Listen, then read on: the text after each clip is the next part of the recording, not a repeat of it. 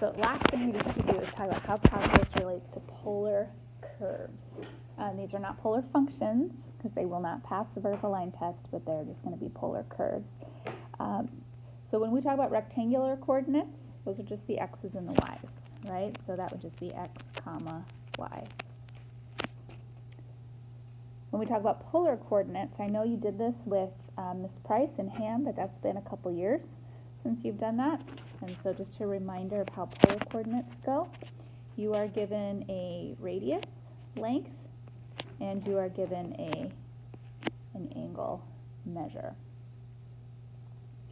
And so we're just going to use some real introductory examples just to think about converting between the two. So let's look at the following position. All right, so if I gave you a graph, and on the graph was this point right there.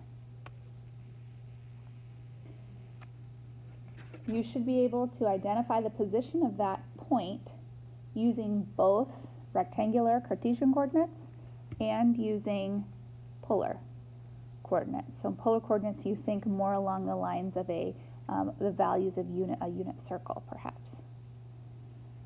Okay, so rectangular,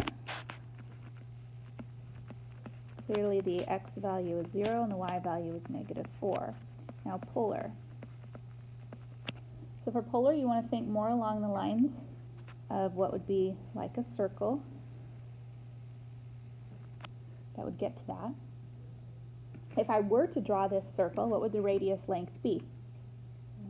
Okay, and so 4 is the beginning of your polar coordinate. And then the theta measure that would represent getting to that position would be how much? Okay, you could say 3 pi over 2. Is there, in rectangular, there's only one way to say it. It's 0, -4, that's it. In polar, there could be multiple ways to say that, because you could hit that at 3 pi over 2, but you could also describe it as what other radian measure? Okay, it could be -1/2 pi, that would be the equivalent as well. Sometimes you'll even see it like this. What if you were at +1/2 pi? Then the radius would have to work backwards from that, and you would have -4 as your r value. And you could do any other coterminal position here. You could do coterminal positions of 7 pi over 2, and you could just keep going. So there are infinitely many ways to describe a polar position, but there's only one way to describe a rectangular.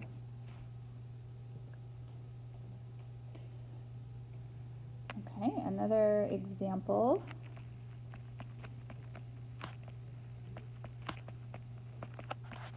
It might be this position. Okay, that coordinate position right there.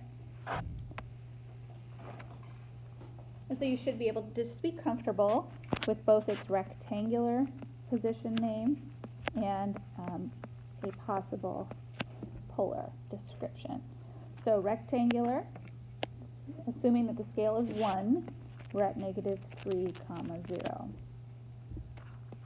For polar coordinates, again, you think of it along part of a circle, and so the radius of that circle would be 3, and what would be the most obvious polar coordinate theta to use? Pi. Okay. But you could do it in other ways as well. Okay, if you wanted, you could also say 3, and you could say 3 pi, and that would be representing another cycle all the way around. Oh, that's not drawn so well. Okay, and then kind of wrapping back around and ending up at the same position. You know, or you could describe it in a negative way. You could say it's negative if you start with a radian measure of 0 pi. So just different ways you should be comfortable going back and forth.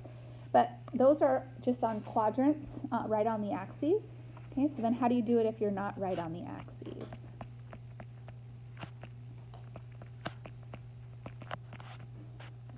Okay, so what if you are sitting at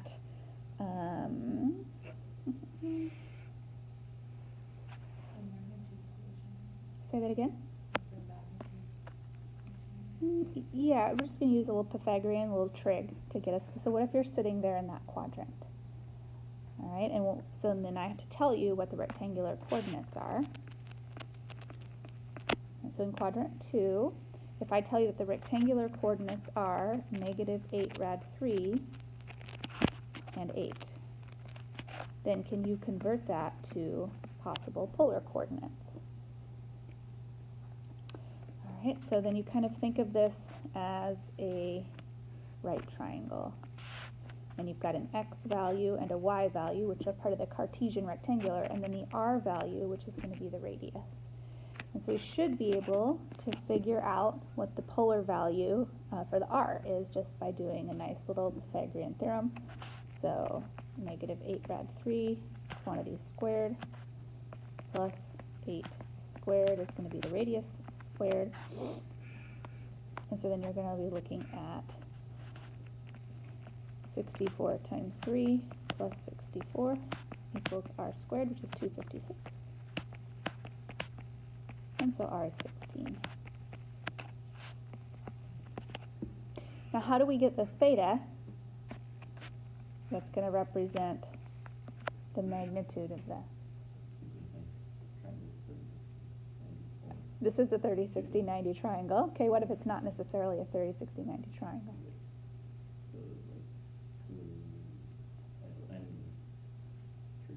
Yeah, we could use any of the trig. All right, so if theta is out there, you might call this beta. And then use some right triangle trig, some SOHCAHTOA trig to figure that out. You could say perhaps that the sine of beta is 8 over 16. That's y over r, so that's 1/2. So beta itself must be a value of 1/6 pi, which means theta must be 5/6.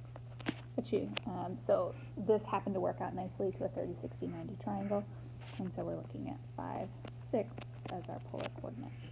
All right, any questions about converting back and forth?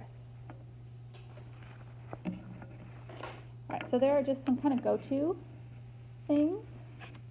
All right, so kind of generally speaking,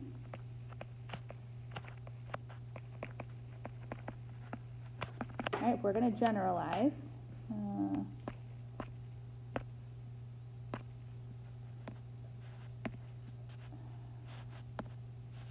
Go away. I don't know what you're doing. All right.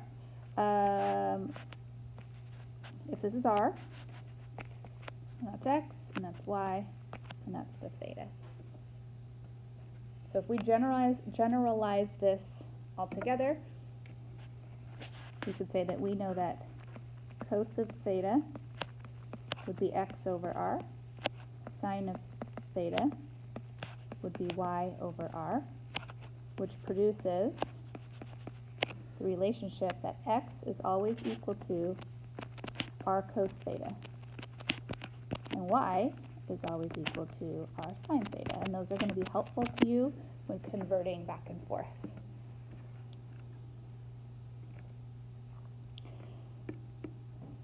And so if x is equal to r cos theta and y is equal to r sine theta, then we can use something that we know in Cartesian. In Cartesian, we have this x squared plus y squared deal. Okay, we can prove that that's equal to r squared. We can prove it using, well, x is equal to r cos theta, that's quantity squared.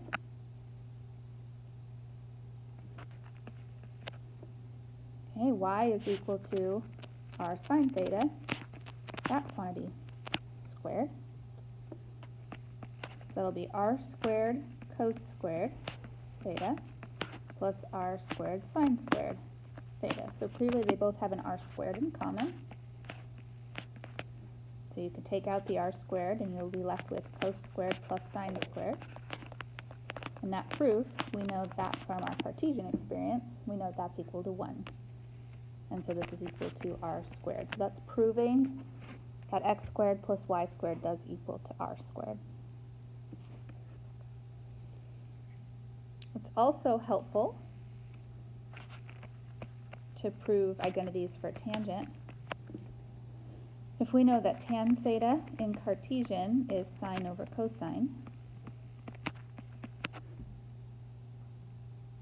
and generally speaking, we've just got done saying that we know that sine is y over r and cosine is x over r, so that'll be y over r over x over r, and r is reduced, and we're left with y over x as tangent. So those are all just generally speaking some of the identities you can use that work both in Cartesian and in polar. So what I'm going to do is just kind of box that off. So we can use that then for a problem like this. Taking an expression that's in polar and converting it to Cartesian or vice versa. So let's convert the polar expression, the radius equals 5 secant theta,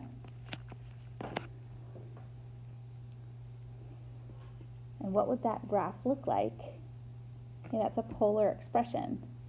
What's the graph of it going to be? Well, then you convert that into the Cartesian. All right, well, 5 secant theta. Right, that is the same as, well, we go back to what we have.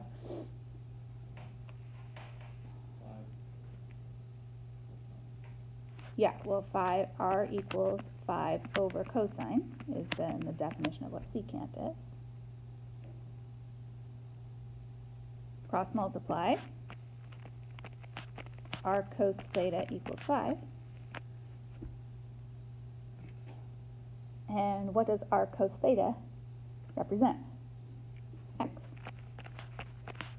So what will this graph look like? Not that way. X equals 5, a vertical line. So this polar graph is going to be a perfectly vertical line.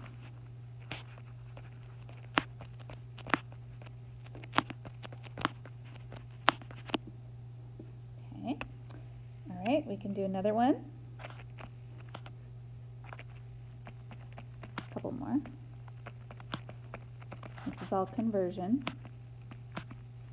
All right, well, let's convert r equals, so the radius is 3 over 2 sine theta plus cos theta.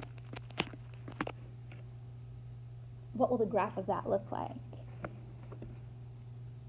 Well, we could, type it into our graphing calculator, but is there another way to figure out what this graph is going to look like by doing some Cartesian substitutions? All right, so let's multiply. So we have r multiplied by 2 sine theta plus cos theta equals 3. We'll distribute our r.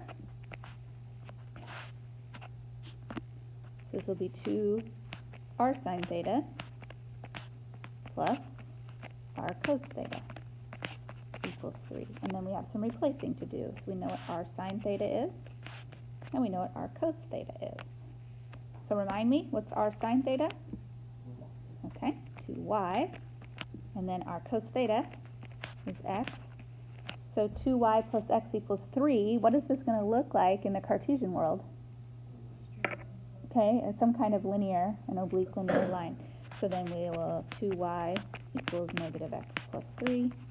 So the Cartesian equivalent of this would be negative 1/2 x plus 3 over 2. So it's a line with slope negative 1/2 and y-intercept of 3 over 2. Oh, probably.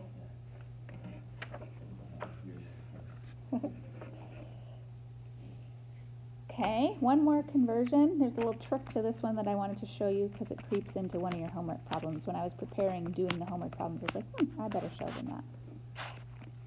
All right, so let's convert r equals 4 sine theta. All right, well, what would that look like?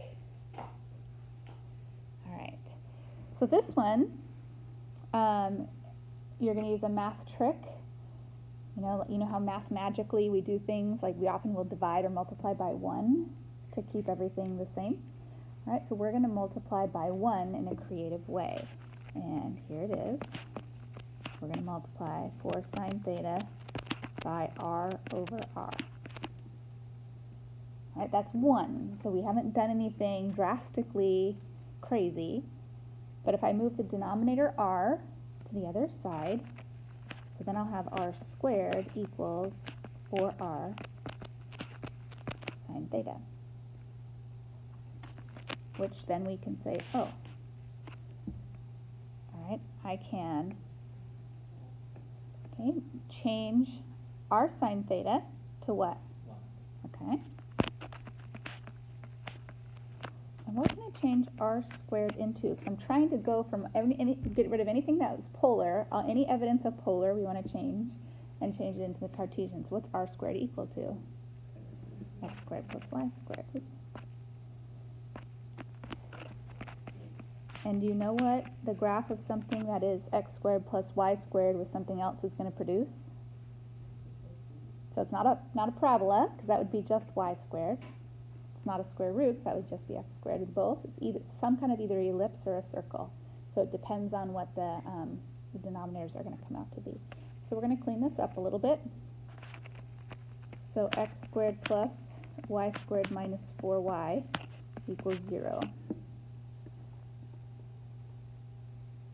This goes way back to completing the square in Algebra 2.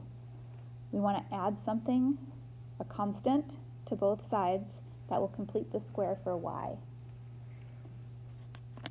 And so that is always half of that number, quantity squared. That's how you complete the square of something. So half of -4 is -2. And that quantity squared, and we're going to add that to both sides. So basically we're adding 4 to both sides. So we'll have x squared plus y squared minus 4y plus 4 equals 4. And so this nice little y family that's living there could be rewritten as the quantity y minus 2 squared equals 4. And then you want to divide everything, we want this equal to 1 so we can tell if it's an ellipse or a circle. So we're going to divide everything by 4.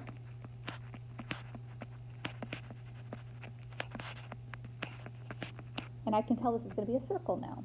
It's a circle because the denominators are both equal to 4. And so that means the radius is 2.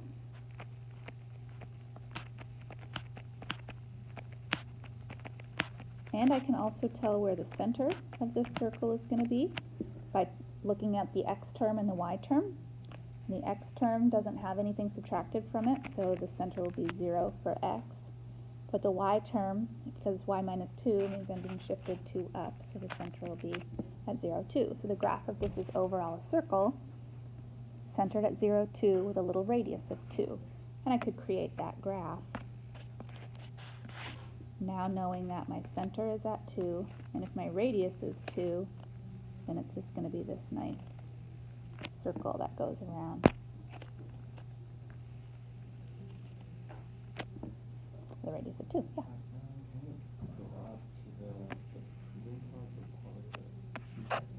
Mm-hmm.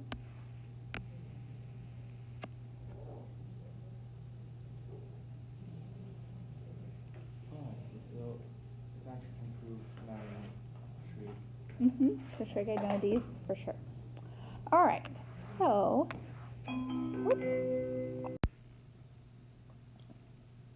all right, so we'll pick up where the bell rang in terms of talking about the slope of this circle. Now that we've converted it into a Cartesian circle, we should be able to find the slope using our implicit differentiation. So the derivative of x squared over 4, so we're going to have 2x over 4.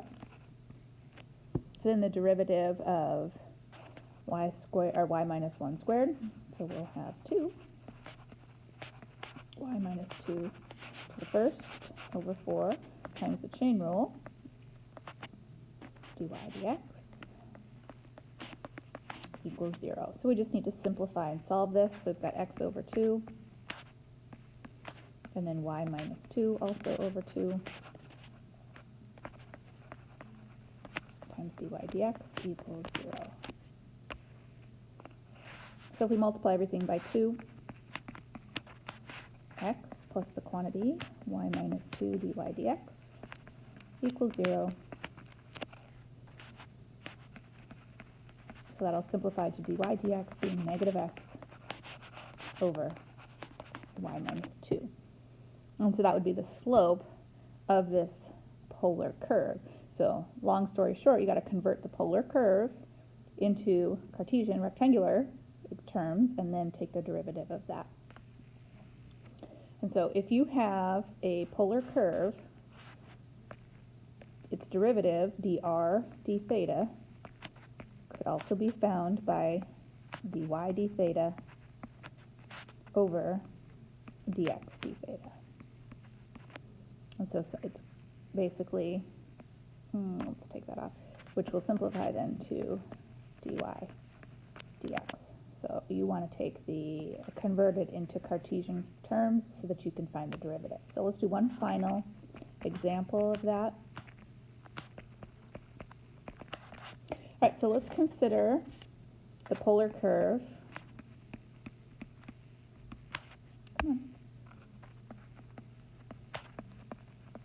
R equals 2 sine 3 theta. And we want to convert that into its Cartesian equivalent. So the definition of x is always r times cos theta, and the definition of y when converting is r times sine theta. So r is 2 sine 3 theta multiplied by cos theta, and then we've got our 2 sine 3 theta multiplied by regular sine theta. So if we want to find the derivative of dr d theta in terms of theta, that will be the same thing as finding the differential on y and over the differential on x. So we're going to need the product rule to find our derivative. So we'll do sine theta as our b times the derivative of a, which is going to be 2 cos 3 theta times the chain rule of 3 plus our 2 sine 3 theta times b prime, so cos theta. That will all be over the derivative of x with respect to theta. So again, we're going to use the product rule, so cos theta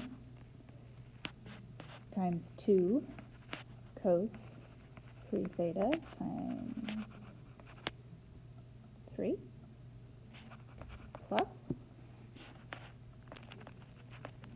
2 sine 3 theta times negative sine.